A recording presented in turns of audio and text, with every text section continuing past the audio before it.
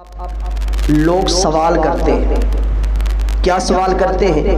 اور اگر آپ سے بھی کوئی سوال کر لے تو اس کا جواب میں دینے لگا ہوں کہ کفار و مشرکین بھی اسی طرح کیا کرتے تھے کہ وہ وسیلہ جو ہے اس کا اقرار کرتے تھے، لیکن وہ بتوں کا وسیلہ دے کر اپنی حاجات کو پورا کرتے تھے، حاجات کے لیے دعا مانگا کرتے تھے۔ اب ایک اور آیت کریمہ جس کا وہ حوالہ دیتے ہیں، اور یہ علمی مغالطہ بھی آج نکالنا چاہتا ہوں۔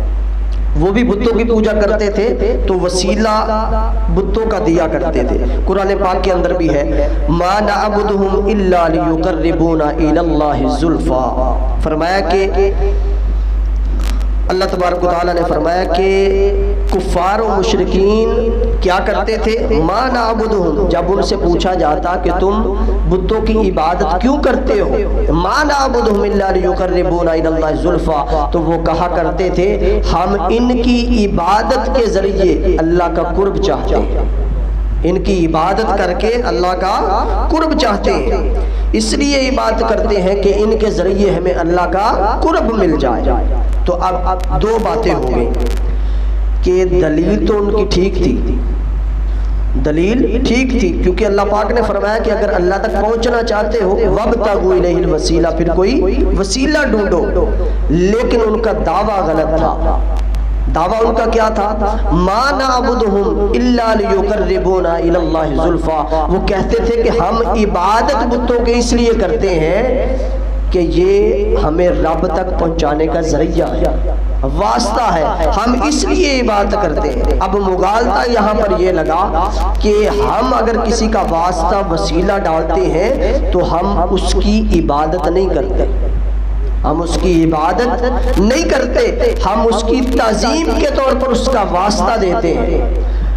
بتوں کے اندر، کفار و مشرکین کے اندر اور ہم میں فرق یہ ہے کہ وَابْتَغُوا إِلَيْهِ الْوَسِيلَةَ جب فرمایا تو ہم صرف کسی نیک ہستی کا وسیلہ ڈالتے ہیں، عبادت اس کی نہیں کرتے، ہم قرآن کے مطابق چلتے ہیں، لیکن ہمیں کفار و مشرکین سے اس لیے لگایا جا رہا ہے، جوڑا جا رہا ہے کہ یہ آیت کریمہ کے ذریعے کہ وہ بھی بتوں کی عبادت اس لیے کرتے تھے کہ رب کا قرب مل جائے، وہ عبادت کرتے تھے، ہم تعظیم کرتے ہیں۔ یہ فرق ہے، کیا کرتے ہیں؟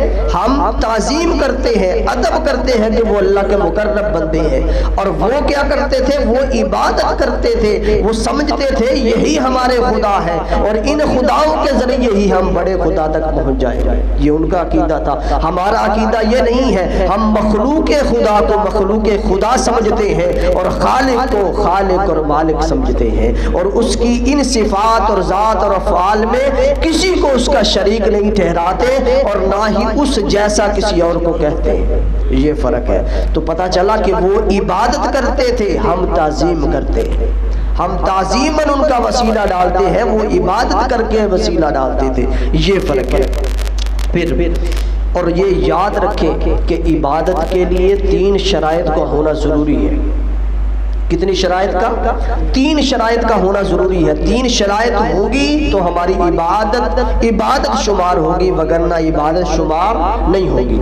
3 شرائط ہیں، ان میں سے پہلی شرط یہ ہے کہ نیت ہو، نیت کا ہونا شرط ہے کہ میں یہ جو عبادت کرنے لگا ہوں یہ خالصتاً عبادت ہے، تعظیم نہیں ہے، کسی پہ سلام نہیں پڑھ رہا۔ جیسے مثال کے طور پہ اگر ہم محفل کے اختتام پر یا جمعۃ المبارک کے اختتام پر اکٹھے ہو کر کھڑے ہو کر نبی کریم علیہ السلام پر سلام پڑھتے ہیں، درود پڑھتے ہیں اپنے الفاظ کے اندر، تو اس کو بھی کچھ لوگ اعتراض کرتے ہیں کہ ہاتھ تو باندھے جاتے ہیں صرف اللہ کے لیے، اور وہ اس وقت باندھتے ہیں جب ہم نماز کے اندر ہو، تو یہ عبادت شمار ہو رہی ہے۔ تو ہم کہتے ہیں ہم عبادت نہیں کر رہے بلکہ تعظیم کر رہے ہیں۔ کیا کر رہے ہیں؟ تعظیم کر رہے ہیں، اور اس کے لیے شرط ہے کہ نیت ہو آپ کی کہ آپ عبادت کر رہے ہیں یا کسی کی تعظیم کر رہے ہیں۔ سب سے پہلی شرط ہے نیت، اور دوسری شرط ہے کہ عاجزی اور انکساری ہو، بندہ عاجزی کا پیکر بن جائے، اور تیسری شرط یہ ہے وہ جو عبادت کرنے لگے ہیں وہ خالصتاً اللہ کے لیے ہو۔ یہ 3 شرائط ہوں گی تو پھر ہماری عبادت شمار ہوگی. جب ہم نے نیت ہی نہیں کی عبادت کی تو عبادت کیسے ہو جائے گا؟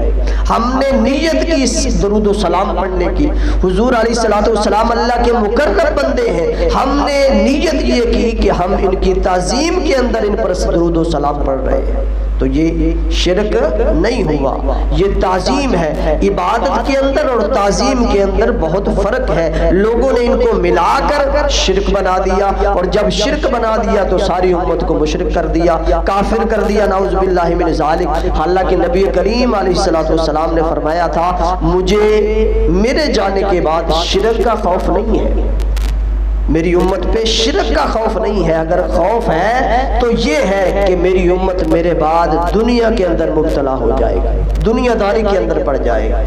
تو یہ نبی کریم علیہ الصلوۃ والسلام فرما رہے ہیں. اب نیت کے حوالے سے ایک بات سن لیں کہ اگر آپ 2 سنتیں پڑھتے ہیں وہ بھی نماز ہے، اگر آپ 2 فرض پڑھتے ہیں وہ بھی نماز ہے، اگر آپ وتر پڑھتے ہیں واجبات میں سے وہ بھی نماز ہے. اب ہمیں پتہ کیسے چلے گا کہ آپ کون سی نماز پڑھ رہے ہیں؟ نیت کی بات کر رہا ہوں. ظاہراً نوافل بھی ہے، فرض بھی ہے، سنتیں بھی ہیں، ایک جیسی ہے، لیکن باہر والے بندے کو نہیں پتا وہ بندہ کیا پڑھ رہا ہے، اس لیے کہ اسے پتا ہے نیت اس نے کی ہے. تو نیت پہ ڈیپینڈ کرتا ہے کہ بندہ کیا پڑھ رہا ہے، سنت پڑھ رہا ہے، نوافل پڑھ رہا ہے، فرض پڑھ رہا ہے. اس لیے میں کہتا ہوں عبادت کے لیے نیت کا ہونا ضروری ہے. جب تک آپ کی نیت نہیں ہوگی عبادت شمار نہیں.